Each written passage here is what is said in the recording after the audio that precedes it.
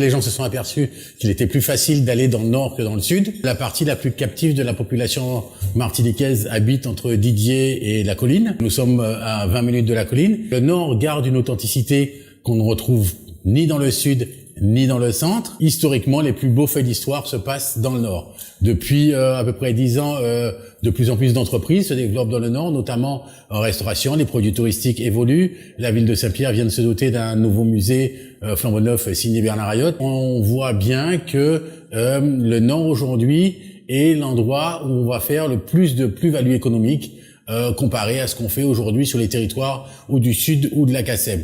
C'est un véritable enjeu touristique. Les voies d'accès ne sont pas si performantes que ça. Le fait que nous soyons aussi le grenier de la Martinique, nous approvisionnons en fruits, légumes l'ensemble de l'île. Donc on a un gros patrimoine foncier, on a un gros secteur primaire, on a moins de tertiaire que le centre. Mais par contre, avec le développement du Nord, on espère que les chefs d'entreprise qui font fortune aujourd'hui sur les territoires de la CACEM osent s'aventurer dans les terres du Nord où les prairies sont belles. En ce qui nous concerne pour les projets du Nord, nous on a l'agrandissement du Petit Bonhomme, donc avec une dotation rooftop style Nikki Beach. On a la création d'une radio périphérique avec des intervenants sur toute la Martinique pour créer ce qu'on appelle l'IANAGE, dire une chaîne humaine d'information intelligente.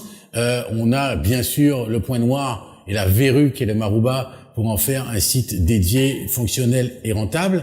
Et puis on a imaginé sur un secteur primaire un Uber de l'approvisionnement en produits maraîchers et qui pourrait satisfaire l'ensemble de la profession hôtellerie, restauration et qui permettrait aux gens de l'extérieur d'avoir enfin des produits locaux sur leur table.